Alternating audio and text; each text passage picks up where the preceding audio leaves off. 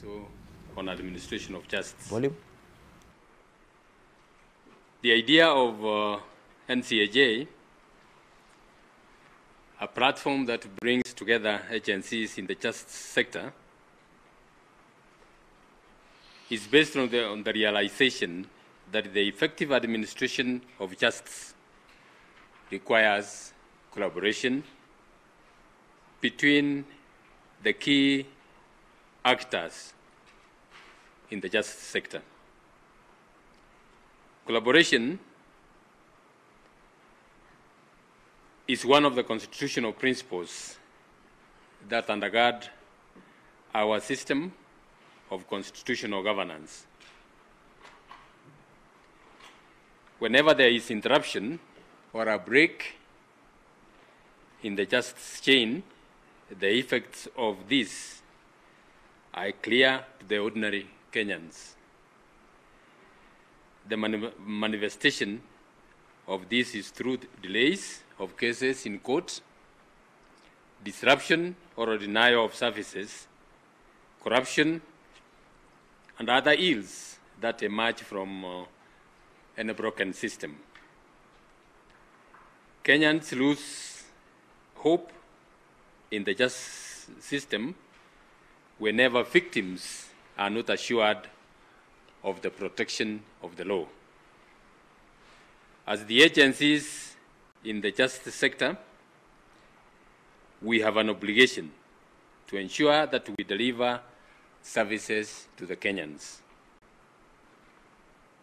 However, the effective delivery of services in turn depends on how we work together in order to complete the chain. Each of the agencies involved is important and must play its role. So the collaboration that is required to bring all of us together is extremely important. This translates to the need to cooperate and collaborate together in a manner that can enhance efficiency.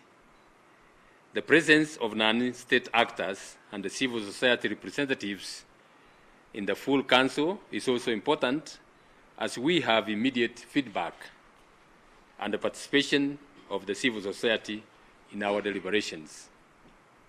I'm happy to note that quite a number of civil society groups are represented here this morning. We wanted to welcome you especially. Indeed, the NCAJ has grown to become the channel and the institution through which cooperation is achieved.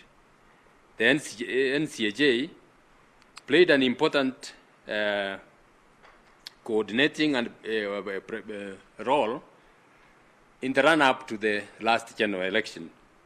As you all know, we came together quite a number of times, especially the state agencies, in preparation for the general election. Through the various committees of the NCAJ, we have developed policies, made legislative and policy proposals that are geared towards ensuring an effective justice system.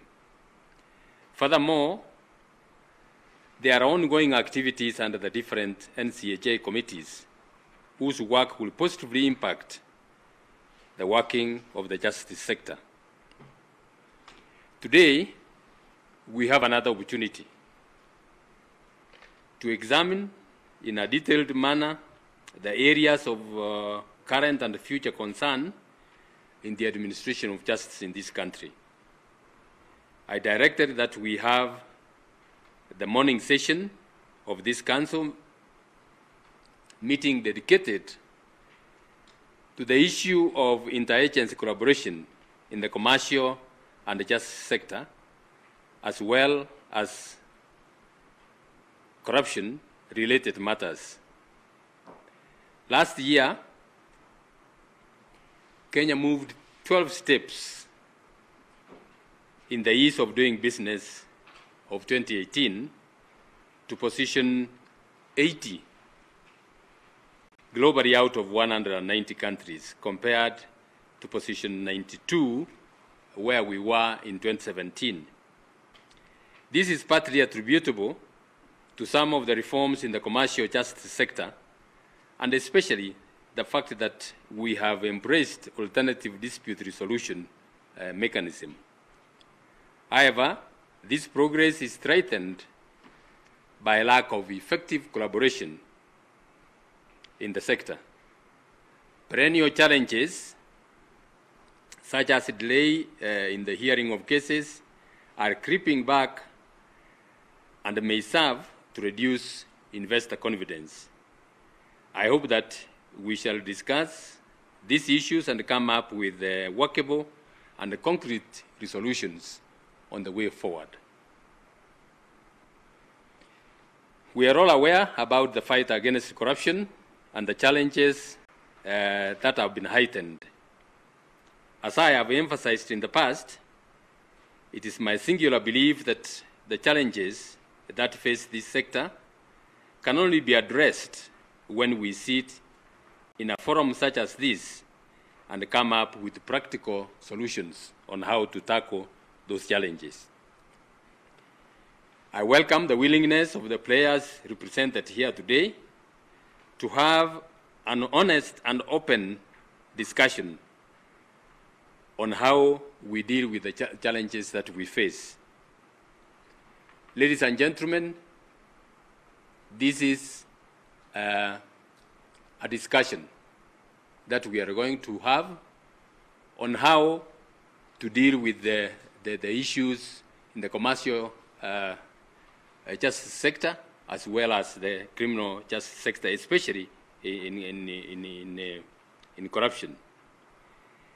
Finally, if we are to sustain the initiatives under the NCAJ, a strengthened secretariat is indispensable. The judiciary undertook an organizational review, including structures of the NCAJ secretariat.